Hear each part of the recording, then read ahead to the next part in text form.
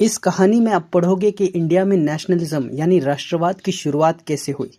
आइए इस कहानी को विस्तार से समझते हैं।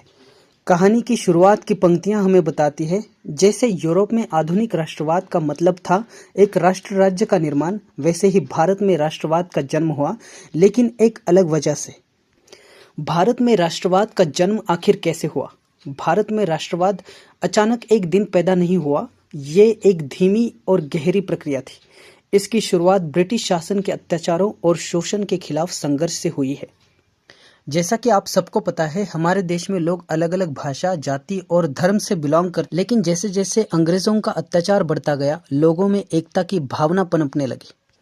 सबको एहसास हुआ कि हम सब एक ही दर्द झेल रहे हैं, ब्रिटिश शासन का अन्याय। ये साझा दुख, साझा पीड़ा धीरे धीरे एक राष्ट्र की सोच को जन्म देने लगी। आखिर राष्ट्र की ये कल्पना बनी तो बनी कैसे? लोगों ने नए नए सिंबल्स अपनाए, गीत, झंडे और नारों से जुड़ना शुरू किया, जैसे भारत माता की छवि, वंदे मातरम, स्वराज का विचार। ये सब लोगों को जोड़ने लगे। इन चीज़ों ने लोगों को ये समझाने में मदद की कि हम सब एक ही भारत माता की संतान है। आसान भाषा में कहे तो कहानी की शुरुआत में बताया है, भारत में राष्ट्रवाद की शुरुआत तब हुई जब लोगों ने महसूस किया कि वे अलग अलग नहीं हैं, बल्कि सब एक ही संघर्ष से जुड़े हैं, स्वतंत्रता की चाह से। इसके बाद कहानी हमें धीरे धीरे ले जाती है प्रथम विश्व युद्ध के प्रभावों की तरफ, महात्मा गांधी का आगमन, और फिर शुरू होता है एक बड़े बदलाव का। 1914 में जब फर्स्ट वर्ल्ड वॉर शुरू हुआ तो भारत ब्रिटिश शासन के अधीन था। ब्रिटिश सरकार ने युद्ध में भारत से बहुत कुछ लिया, पैसा, सैनिक और संसाधन। भारत के लोगों को उम्मीद थी कि अगर वो युद्ध में ब्रिटेन का साथ देंगे तो बदले में उन्हें स्वतंत्रता मिलेगी या कम से कम सेल्फ रूल, स्वशासन का अधिकार मिलेगा। लेकिन हुआ इसका सिर्फ उल्टा। युद्ध के बाद भारतीयों के हालात क्या थे? कर बढ़ा दिए गए। सरकार को युद्ध लड़ने के लिए बहुत पैसा चाहिए था, इसलिए टैक्सेस बढ़ा दिए गए। इनकम टैक्स पहली बार लगाया गया। महंगाई 1913 से 1918 तक सामानों के दाम दुगने हो गए। आम आदमी के लिए जीवन कठिन हो गया। गांव से सैनिक भर्ती, लोगों को जबरन सेना में भर्ती किया जाने लगा। गांव में डर और गुस्सा फैल गया। भूखमरी और बीमारी 1918 से 21 के बीच खराब फसलें और इन्फ्लुएंजा की महामारी ने मिलकर करोड़ों लोगों की 1921 की जनगणना के अनुसार 12 से 13 मिलियन, लगभग 1.3 करोड़ लोग मारे गए। भारतवासियों को लगा था कि ये सब दुख अब खत्म होंगे, लेकिन ऐसा हुआ नहीं। अंग्रेज सरकार ने भारतीयों की उम्मीदों को नजरअंदाज कर दिया। इसी समय जनवरी 1915 में महात्मा गांधी भारत लौटते हैं। वे दक्षिण अफ्रीका में सत्याग्रह के जरिए रंगभेद और अन्याय के खिलाफ सफल आंदोलन कर चुके। गांधी जी आकर भारत के लिए क्या लाए थे? उन्होंने लाई एक नई सोच, सत्याग्रह की सोच। सत्याग्रह मतलब सच्चाई की ताकत, अहिंसा का मार्ग और अन्याय के खिलाफ शांतिपूर्ण विरोध। गांधी जी कहा करते थे, अगर उद्देश्य सही है और हम शांतिपूर्ण ढंग से सत्य के लिए लड़े तो अत्याचारी का भी दिल बदला जा सकता है। भारत आते ही गांधी जी 3 बड़े आंदोलनों का नेतृत्व करते हैं। पहला, चंपारण बिहार 1917। चंपारण बिहार में अंग्रेज जबरन किसानों से नील की खेती करवा रहे थे। इससे किसानों को बहुत नुकसान होता था। गांधी जी ने किसानों को संगठित किया और शांतिपूर्वक लड़ने की ताकत दी। परिणाम ये रहा, अंग्रेज झुक गए और किसानों को राहत मिली। गांधी जी का सत्याग्रह से रिलेटेड दूसरा आंदोलन था खेड़ा गुजरात का 1917 में। खेड़ा गुजरात में फसलें बर्बाद हो चुकी थी, किसान टैक्स नहीं चुका सकते थे और किसानों की मांग थी कि टैक्स माफ हो। गांधी जी ने सत्याग्रह का आंदोलन किया और सरकार को टैक्स माफ करना पड़ा। गांधी जी का सत्याग्रह का तीसरा आंदोलन था अहमदाबाद मिल मजदूर आंदोलन, जो हुआ था 1918 में। स्थिति ऐसी थी, मिल मजदूरों को कम वेतन मिल रहा था और गांधी जी ने क्या तरीका अपनाया? उन्होंने भूख हड़ताल की और अंततः मालिकों को मजदूरों की मांग माननी पड़ी। इन सफलताओं ने गांधी जी को भारत का लोकप्रिय नेता बना दिया। लोग उन्हें महात्मा कहने लगे। 1919 में ब्रिटिश सरकार ने एक एक्ट लाया जिसे रॉलेट एक्ट कहा जाता है, जिसे भारतीयों ने उस वक्त काला कानून कहा था। इससे सरकार किसी को भी बिना मुकदमा और बिना सफाई के 2 साल तक जेल। गांधी जी ने इस एक्ट को अत्याचार का कानून कहा। 6 अप्रैल 1919 को देश भर में हड़तालें और विरोध हुए। 10 अप्रैल अमृतसर में शांतिपूर्ण जुलूस पर गोलीबारी हुई। 13 अप्रैल जलियांवाला बाग हत्याकांड हुआ। बैसाखी का दिन था। अमृतसर के जलियांवाला बाग में हजारों लोग इकट्ठा, कुछ विरोध करने के लिए और कुछ मेले में। जनरल डायर ने बगैर चेतावनी दिए निहत्ती भीड़ पर गोलियां चलवा दी। हजारों लोग घायल हुए, सैकड़ों मारे गए। डायर का कहना था, मैं लोगों के मन में डर और सदमा पैदा करना चाहता था। इस घटना ने पूरे देश को हिला दिया। लोग अंग्रेजों के प्रति और ज्यादा गुस्से में आए, लेकिन जैसे ही आंदोलन हिंसक होने लगा, गांधी जी ने उसे वापस लिया। खिलाफत आंदोलन, एकता की एक नई कोशिश। प्रथम विश्व युद्ध में तुर्की की हार हुई थी। तुर्की के शासक खलीफा को मुसलमानों का धर्मगुरु माना जाता था। जब ब्रिटेन ने खलीफा को हटाने का विचार जताया तो भारतीय मुसलमानों में गुस्सा फैल गया। मोहम्मद अली और शौकत अली जैसे युवा मुस्लिम नेता सामने आए और खिलाफत कमेटी बनाई गई। गांधी जी को लगा कि अगर हिंदू और मुसलमान एक साथ लड़े तो आज़ादी जल्द मिलेगी। उन्होंने खिलाफत और स्वराज के लिए असहयोग आंदोलन की। अब हम चलते हैं इस पाठ के दूसरे भाग की ओर, जिसका नाम है आंदोलन के विभिन्न स्वर। सन 1920 भारत की जमीन पर एक नया उत्साह फैल रहा था। हर गांव, हर शहर, हर दिल में एक ही शब्द गूंज रहा था, स्वराज। और इसके साथ ही हर दिशा में फैलने लगा असहयोग आंदोलन। लेकिन सवाल था, क्या हर वर्ग, हर समुदाय, हर जाति के लोगों ने इस आंदोलन को एक ही नजर से देखा? जवाब है नहीं। हर वर्ग की अपनी तकलीफें थी, अपनी उम्मीदें थी और अपनी कल्पना थी, आजादी की कल्पना। आइए जानते हैं उन आवाजों को एक एक कर। हम सबसे पहले चलते हैं गांव की ओर, जहां भारत की 70% से ज्यादा आबादी रहती है। ये कहानी है उत्तर प्रदेश के अवध क्षेत्र की। यहाँ के किसान जमींदारों से परेशान थे। उन्हें भारी लगान देना पड़ता था। जब फसलें बर्बाद हो जाती तब भी उन्हें माफ नहीं किया जाता था। बेगार करनी पड़ती थी, यानी मुफ्त में खेतों पर काम करना पड़ता था। ऐसे समय में असहयोग आंदोलन ने इन किसानों को हिम्मत दी। उन्होंने गांधी जी के नाम पर आंदोलन शुरू किया। स्वराज का मतलब है हमें अपनी जमीन चाहिए। उन्होंने लगान देना बंद किया, जमींदारों के खिलाफ प्रदर्शन किए। फिर एक नाम उभर कर सामने आया, बाबा रामचंद्र। वे एक साधु थे जिन्होंने किसानों को संगठित किया। उन्होंने धार्मिक भक्ति के साथ राजनीति को जोड़ा। धीरे धीरे आंदोलन हिंसक होने लगा। कुछ स्थानों पर तालों की चाबियां जबरन ले ली गई, गोदाम जलाए गए, जमींदारों पर हमले हुए। लेकिन जब गांधी जी को पता चला तो वो दुखी हुए। उन्होंने कहा, असहयोग का मतलब। उन्होंने किसानों को सत्याग्रह के रास्ते पर चलने की सलाह दी। गांधी जी की सोच और गांव के किसानों की उम्मीदों के बीच थोड़ा अंतर था। किसानों के लिए स्वराज का मतलब था जमीन पर उनका हक। कहानी में आगे बताया गया है आदिवासी क्षेत्रों की आवाज के बारे में। आदिवासी लोगों के लिए स्वराज का मतलब था जंगल पर उनका हक। जंगल उनकी जान होते थे। अब हम जाते हैं भारत के घने जंगलों में, जहां रहते थे हमारे आदिवासी भाई बहन, जो पीढ़ियों से जंगल पर निर्भर थे। लकड़ी, फल, चारा, औषधियाँ, खेती, सब कुछ जंगल से। लेकिन अंग्रेजों की सरकार ने उनके जीवन में एक बड़ा जख्म दिया। आखिर हुआ क्या था? अंग्रेज सरकार ने कड़े वन कानून बनाए। आदिवासियों को जंगल से लकड़ी लाना, पशु चुराना और खेती करना अपराध बना दिया गया। इससे उनकी आजीविका छीनी गई। पुलिस और जंगल अधिकारी रिश्वत मांगते, मारपीट करते थे। आदिवासियों के दिल में गुस्सा था पर आवाज नहीं थी। फिर आया एक नाम, एक विश्वास, एक नायक, अल्लूरी सीताराम राजू, जंगल का योद्धा। ये कहानी है आंध्र प्रदेश के 1920 के दशक में आदिवासियों के बीच एक नौजवान ने आशा की लौ जलाई। उसका नाम था अल्लूरी सीताराम राजू। आदिवासी आंदोलन की सोच थी, स्वराज का मतलब हमें अपने जंगल चाहिए। ये गांधी जी के असहयोग आंदोलन से जुड़ा था, पर उसका रूप बिल्कुल अलग था, क्योंकि समस्या ही अलग थी। अब हम चलते हैं अगली आवाज की ओर, जो जंगल नहीं बल्कि बागानों से आ रही। बागान मजदूरों की कहानी। स्वराज का मतलब अपने गांव लौटना। सन 1920 के असहयोग आंदोलन की हवा जब पूरे देश में फैली तो उसकी एक झलक पहुंची असम के हरे भरे चाय के बागानों तक। यहाँ काम करते थे हजारों मजदूर, जो बिहार, उड़ीसा, बंगाल और आंध्र प्रदेश से लाए गए थे। लेकिन उनकी जिंदगी क्या थी? एक कैद से कम नहीं। बागान मजदूरों की जिंदगी कैसी थी? उन्हें बहुत कम मजदूरी मिलती थी। काम की शर्तें कठोर थी। गर्मी, बारिश, बीमारी सब में काम करना पड़ता था। वे बागान नहीं छोड़ सकते थे क्योंकि अंग्रेजों ने एक कानून बना रखा था, इमिग्रेशन एक्ट, यानी कोई मजदूर बागान छोड़कर वापस अपने गांव नहीं जा सकता था।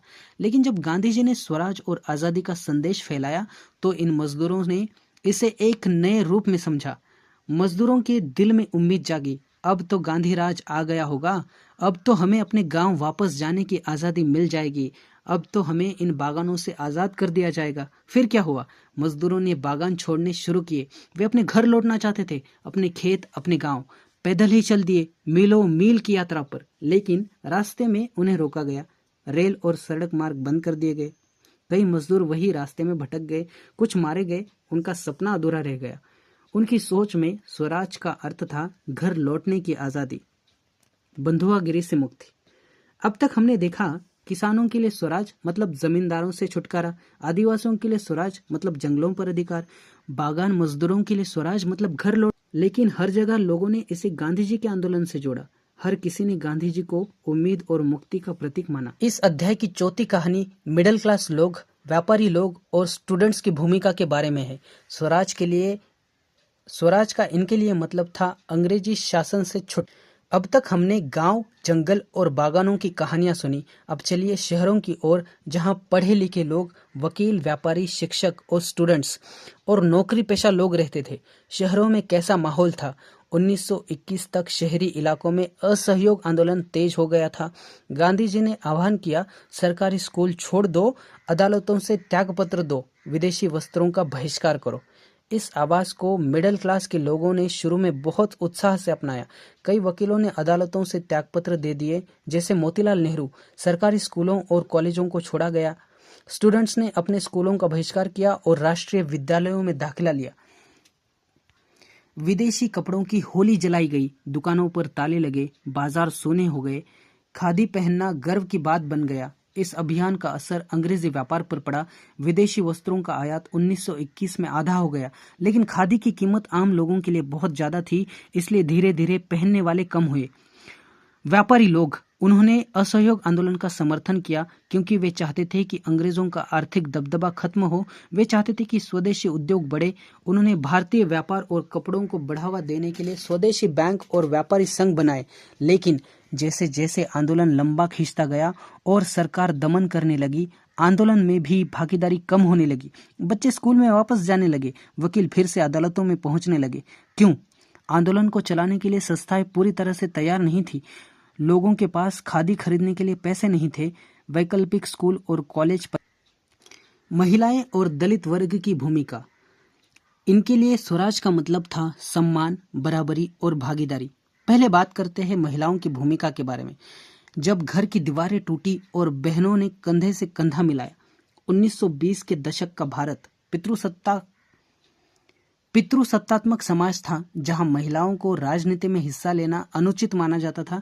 लेकिन जब गांधी जी ने स्वराज का आह्वान किया तो घरों की चौखटें लांघकर हजारों महिलाएं बाहर आ गई।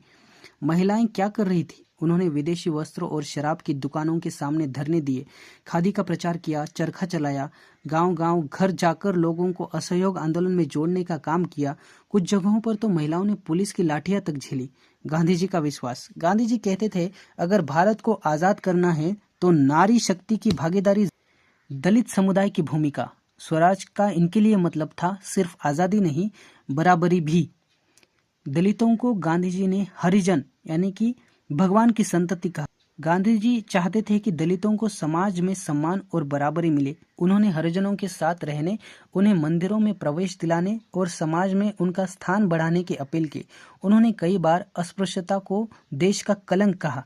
लेकिन एक और आवाज उभर रही थी, डॉक्टर भीमराव अंबेडकर। उन्होंने कहा, केवल भावनात्मक भाषणों से कुछ नहीं होगा, हमें अपने राजनीतिक अधिकार चाहिए, शिक्षा, नौकरी और वोटिंग का अधिकार। 1930 के दशक में अंबेडकर ने मांग की कि दलितों को अलग निर्वाचक मंडल यानी कि सेपरेट इलेक्टोरेट मिले, जिससे कि वो अपने प्रतिनिधि खुद चुने।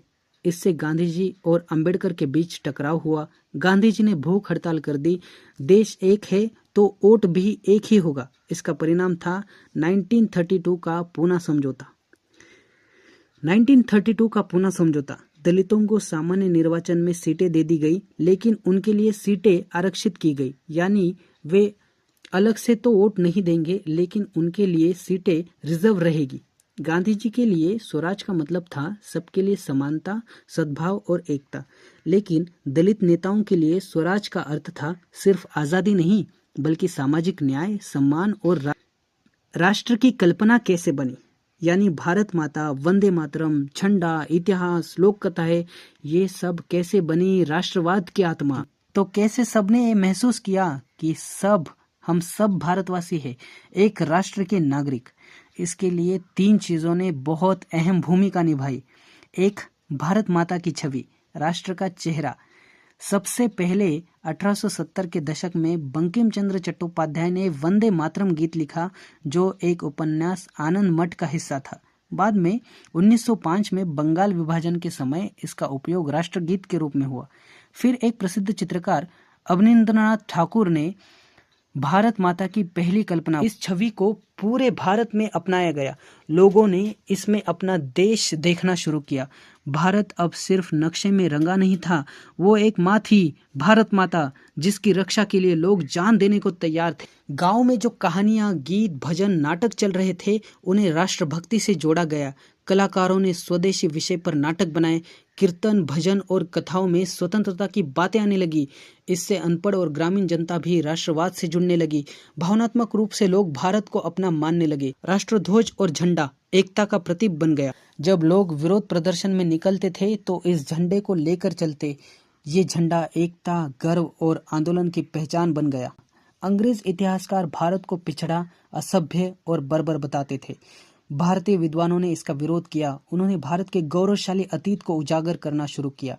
महान सम्राट अशोक, अकबर, चंद्रगुप्त, भारत की विज्ञान, गणित, साहित्य, कला की विरासत, इससे भारतीयों में आत्मसम्मान पैदा हुआ। लोगों को गर्व हुआ कि हमारा अतीत इतना महान था, अब वर्तमान भी वैसा बनाना है। इस तरह भारत एक नक्शा नहीं, एक विचार बन गया, एक भाव बन गया, जिसे लोग अपने अपने तरीके से महसूस करने लगे। कोई उसे माँ समझने लगा, कोई अपनी जमीन, कोई धर्म, कोई भाषा या संस्कृति समझने लगा। पर अंत में सबने कहा, हम सब भारत है और भारत हम सब का है। अंत में पूरे राष्ट्रवाद की कहानियों को कुछ शब्दों में समेट लिया जाए तो यूं कहा जा सकता है, प्रथम विश्व युद्ध के बाद देश में संकट बढ़ा। गांधी जी के नेतृत्व में सत्याग्रह और असहयोग शुरू हुआ। अलग अलग वर्गों ने अपनी अपनी तरह से आंदोलन में भाग लिया और अंत में कला, संगीत, प्रतीकों और इतिहास के जरिए राष्ट्र इस कहानी के अंत में हम बोल सकते हैं कि 1920 से लेकर 1930 तक का ये दौर भारत के जागरण का युग था। ये वो समय था जब देश एक विचार बनता गया, जब खेतों की मिट्टी से, जंगलों की पगडंडियों से, बागानों की झोपड़ों से, शहरों की गलियों से एक ही आवाज उठी, अब बहुत हुआ, अब भारत आजाद होगा। कभी ये आवाज चरखे की गड़गड़ाहट में थी, कभी ये धुन झंडे की लहर में थी, कभी ये प्रतिकार जालियांवाला बाग की चुप दीवारों में था, तो कभी ये शपथ थी एक भारत माता के चरणों में समर्पण की।